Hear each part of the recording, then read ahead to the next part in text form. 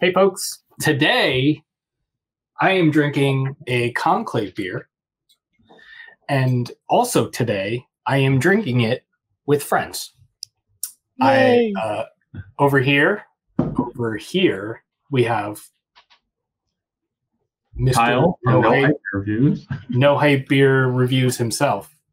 And down here, man, you're in a weird spot. We have Sean from Nerdsense. Sean. Hi. Oh, brother. And I think I said Conclave beer already, but we're drinking beer from Conclave Brewing, and it is their Washed in Black. It is a smoked porter, and it is 8% alcohol by volume. Yeah. And it was sent courtesy of you. We should say that. Keith, thank you for sending it. Yes, I did send it to them. I have had this before. I had it. I believe it was their first batch of this, but I have not had this batch, so anything could happen. So, how are you, gentlemen, this evening? Very good. Is this where we pretend we didn't just do a beer review together and talk for half an hour? Yeah. Good seeing you guys for the first time. It's been a while. Yeah, wow. We haven't talked at all today. It's been crazy.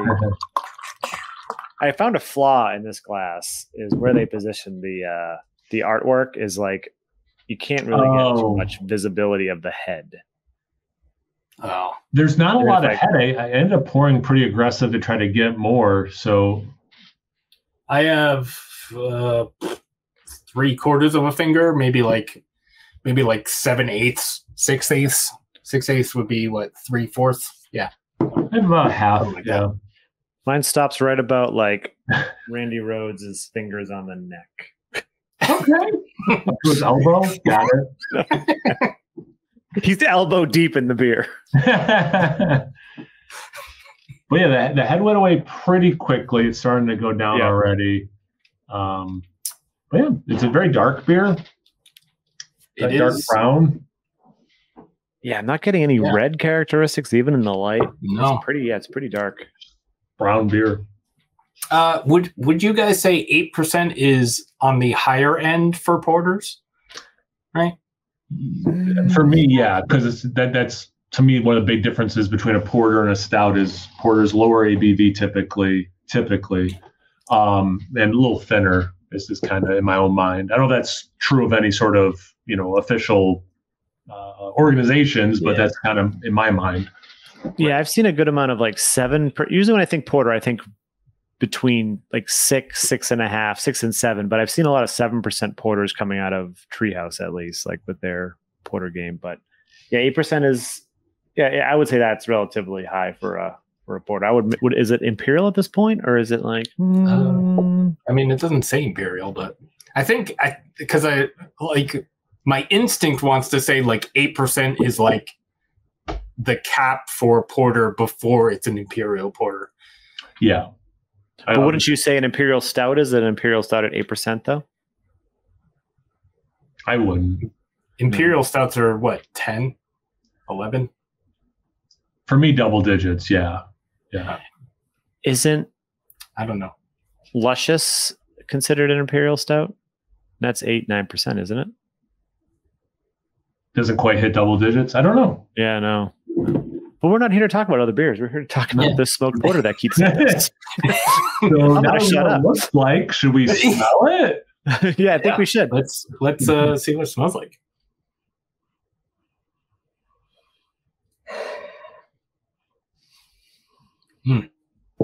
Chocolate syrup. And there is that like porter. Go ahead, Kyle.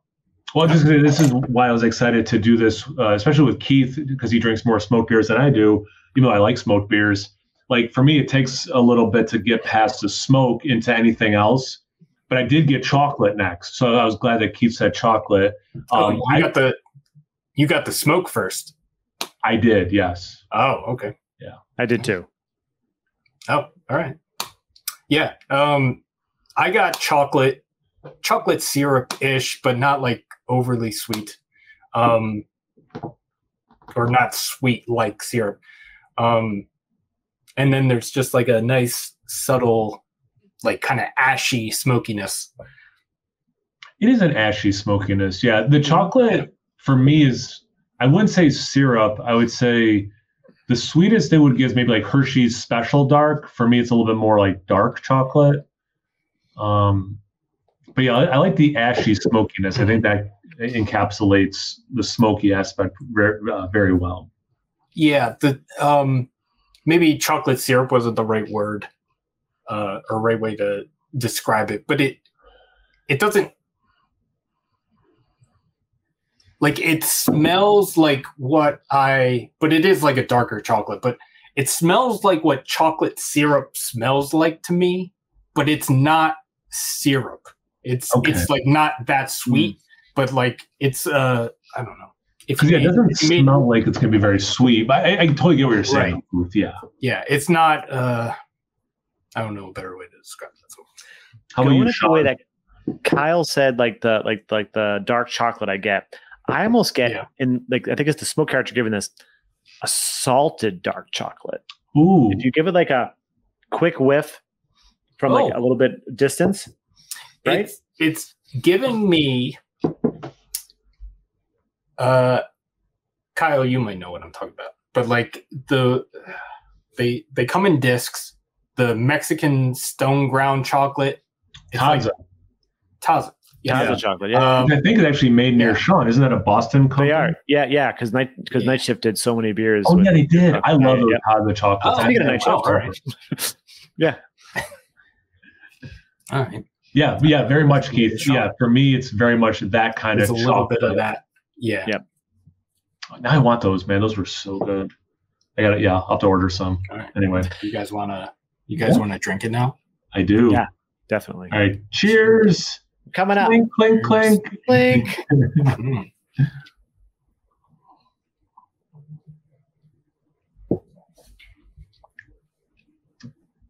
All right. I got to give Keith a compliment right off the bat.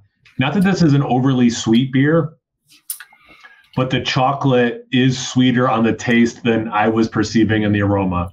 Yeah. That's why he's the expert on smoked beers. Seriously. Seriously. Sean, you had the same exact response, right? 100%. Like, I realize every time I have a smoked beer with Keith, I think I like smoked beers. And then I realize Keith's like next level, because when you said, when he said to you, "Oh, you got the smoke first in the nose," I went, "That's how I know, at least, that I don't drink as much smoked beers as I think I do." Yeah. He just bypasses the smoke immediately and goes to whatever other note. Yeah, so 100%. But he's 100% right that the chocolate is close in the taste, is closer to it's not as sweet as Hershey's syrup. Yeah. But it's closer to that than the Taza stuff we were talking about, or like some crazy high cacao count dark chocolate. Yeah. It kind of, because I am getting a little bit of a nuttiness, a little bit. Yeah. And I think it might be part of like the smoked thing. Oh, that's coming off like that. But it kind of tastes like if you got a little, because the Taza makes a salted almond, I believe it is. If you took like a little piece of the salted almond and put a little bit of chocolate syrup on it and then ate that, that's what the chocolate thing tastes like to me. Dude, that's spot on. I did a mystery beer. I don't know if this will be released, but recently, I'm sure it won't be that far in the future. And I landed on salted smoky chocolate as part of the beer. And it ended up being, I thought maybe it was a lambic, but I wasn't really getting much cherry. It ended up being an Old Brewing with cacao and it was smoked cacao. So to like I forget who said this point. Like, this doesn't have salinity to it, but it has that like smoky chocolate, almost like a sea salt thing without the salinity, which I know doesn't make any sense, but it's the same thing I got in that beer also, where like I'm almost like because it's like savory-ish. So like I'm going kind of salty, but it doesn't actually taste like salt. That's this beer too. Yeah. I'm curious what you guys think of the smoke level in this. There, but not dominant. Yeah, it's very subtle. Yeah. Yeah, very. Like I would give. I think Mike could deal with this. I think Mike could definitely deal with this because it has enough great porter characteristic of that roastiness. Like the roast is really up there, but the smoke is just there to kind of like level it off a little bit. Keith, I've noticed with smoked beers that the aroma intensity of smoke is always more than the taste intensity. Is that your experience also, or is that not a universal thing? Or I think with the Schlenkerla beers, I think some of them can be a bit more smoky in the taste, or kind of on the same level as the aroma. Okay. At least for me, how it comes across to me. I know smoked beers aren't everybody's thing, and everybody like whatever. But yeah, I think a lot of the times, like in like smoked Helles, like stuff like that, you tend to get a little more smokiness in the, not that those are overly smoked, but like you tend to get a little bit more in the aroma than you do in the taste. Yeah, I've never had a smoked beer where the aroma was super smoke or light smoke and the taste was way overly smoked. Yeah. It was always either equal or less. Yeah. I think for me it's always been less. I don't know if I've had an equal, but definitely never more. Definitely for sure never more in the taste than the aroma. Yeah, because this is definitely more in the, well, the aroma isn't super smoky, but it's definitely there. This kind of just, for me, there's just like a soft, like ashy kind of bitterness thing, kind of like near the end into the finish. Like I kind of wouldn't consider this like a smoked beer, because it seems like the smoked is more of like an adjunct. It's like an added thing rather than it part of the beer. Oh, not that this isn't good. This is really good. Yeah, just to have that conversation, this is really good. So Keith, if you made this beer and you were gonna make the label, would you say something more of like porter with smoked malts or something? Like instead of calling it a smoked porter, like what kind of makes more sense in your mind? I don't know. I guess just for because I guess any beer that you make with smoked malt is a smoked beer, but I'm just being nitpicky because. Oh yeah, it's not the smokiest beer. I mean, for sure that should be said in a review of this beer. It's not the smokiest beer, but there's smoke there. So I think it's a fair. I mean, they're not going to say like lightly smoked porter or something. They're But yeah, if you go into it thinking it's going to be super smoky.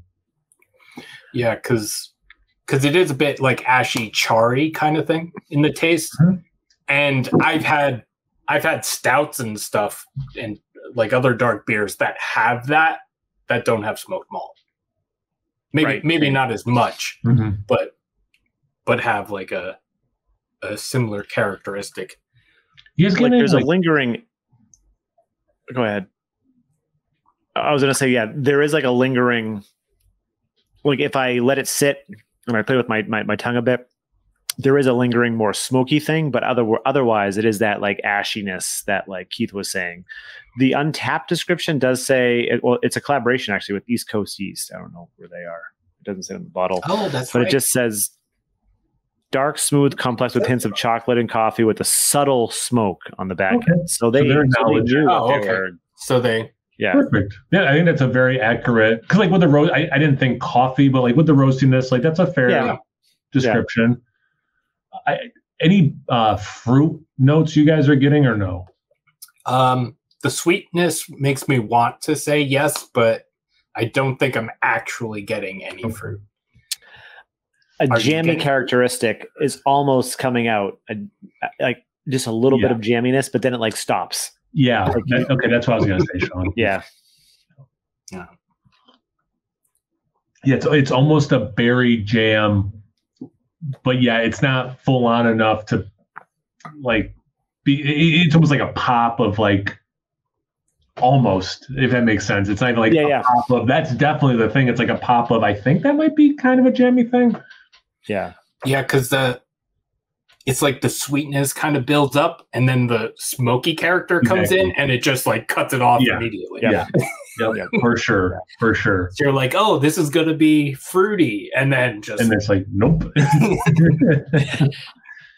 Yeah, the flavors are awesome. Like the I don't know if balance is the right word, but like the balance of this beer is really nice. And I mean, would I take more smoke? Sure. I also think if there was less smoke, it would still be a really tasty beer. I think they just did a nice job, with this.